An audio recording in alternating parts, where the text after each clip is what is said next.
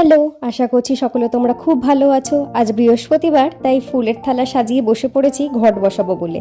আজকের দিনটা কিন্তু খুব স্পেশাল, সেটা কেন একটু পরেই দেখতে পাবে। এদিকে আমার পুজো দেওয়া কমপ্লিট। এবার চলো তোমাদের সাথে একজনের আলাপ করাই। দুজনকে পাশাপাশি দেখে আশা করছি খুব বেশি কিছু বলতে হবে না। হ্যাঁ, ঠিকই ধরেছো, ইনি আমার নিজের কাকা, মানে আমার বাপি। আমি ছোট থেকেই বাপি বলে ডাকি। এবারে ছোট মা আর ভাই আসতে পারেনি, নেক্সট টাইম আসবে যখন ডেফিনেটলি মিট করাবো। আজকে আমরা সবাই মিলে ফ্ল্যাটে যাচ্ছি আড্ডা মারতে আর ডিনারের জন্য। তো বাবা অফিস থেকে ফেরার পথে আমাদেরকে পিক করে নিল। আর তোমরা তো জানোই, ফ্ল্যাটে গেলে যে সব থেকে বেশি এক্সাইটেড থাকে সে হচ্ছে আমাদের রিকো সোনা। আর এই দেখো, দরজা খুলতে না খুলতেই ওর এক্সাইটমেন্টটা শুরু। দেখো, সবাইকে একসাথে দেখে ও একেবারে আনন্দে আত্মহারা। এদিকে মোটামুটি সবার কাছে আদর খাওয়া কমপ্লিট, কিন্তু আমার কাছে এখনো স্পেশাল চটকানিটা ওর বাকি আছে। আসার সাথে সাথেই এখানে কিন্তু আড্ডা একেবারে জমে উঠেছে। আড্ডাটা মিস করা যাবে না। আসলে বাপির যেহেতু ট্রান্সফারেবল জব, কোথায় কখন কাজে থাকে কোনো ঠিক নেই, সেই জন্য আমরা একসাথে আড্ডা মারাটা মিস করি না। আর আড্ডার ভাগিদার কিন্তু রিকো সোনাও ছিল, ও কিন্তু এক মুহূর্ত ওখান ছেড়ে যায়নি। সবার কাছে আদর খাওয়া ডান, এবারে আমার কাছে স্পেশাল আদরটা রিকো সোনা খেতে বসেছে।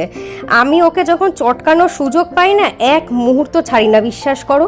তোমরা যদি ওকে আদর করো, পুরো মনে হবে এটা তুলোর ডেলাকে তোমরা আদর করছো। আর ও এত সুইটলি ডেকে ডেকে আদর খায়। আমি সবসময় যেহেতু ওর সাথে থাকতে পারি না, তাই যখনই আমি ফ্ল্যাটে যাই না, এক মুহূর্তের জন্য ওকে আমি ছাড়ি না। আর কোনো আফসোস রাখি না নিজের মধ্যে যে আরেকটু চটকাতে পারলে ভালো হতো। পুরোটাই একেবারে আমি উসুল করে নিই। এদিকে বোনও এসে গেছে, বোন একটুখানি বেরিয়েছিল। তো বাপি আমাদের জন্য আসাম থেকে অপূর্ব সুন্দর দুটো মেখলা এনেছে, যার মধ্যে আমার সব থেকে বেশি যেটা পছন্দ ছিল সেইটাও নিয়ে নিয়েছে। তো যাই হোক, ছোট বোন বলে কথা, তাই এইটুকু হক তো ওর বানতা হ্যায়। এদিকে আমরা সবাই মিলে বসেছি আড্ডা মারতে, আর মা স্ন্যাক্সে বানিয়েছিল চিকেন পকোড়া আর পনির পকোড়া। আর রিকো সোনাকে দেখে বুঝতেই পারছো যে কিসের দিকে ও তাকিয়ে রয়েছে। চলো এবার তোমাদেরকে দেখাই আজকের ডিনারে কি ছিল। ডিনারে স্পেশাল মেনু ছিল হচ্ছে ভাত, ইলিশ মাছ ভাপা, চিংড়ি মাছ যেটা ছিল ডাব চিংড়ি, ইলিশ মাছ ভাজা, আর আমার জন্য ছিল হচ্ছে ডিমের ডালনা, আর এখানে একটা পাঁচমিশালি সবজি যেটা খেতে দুর্দান্ত হয়েছিল। আমরা এদিকে দেরি না করে সবাই মিলে বসে গেছি ডিনার করতে। আর এইদিকে সবার খাওয়ার বহর দেখে বুঝতেই পারছো যে কতটা টেস্টি হয়েছিল রান্নাগুলো। অসাধারণ খেতে হয়েছিল, প্রত্যেকটা মা নিজের হাতে রান্না করেছে। আমাদের সবার খেয়ে দিয়ে পেট এতটাই ভর্তি হয়ে গেছিল যে আমি, বাপি আর ঠামু ডিসাইড করেছিলাম যে হেঁটেই বাড়িতে যাব।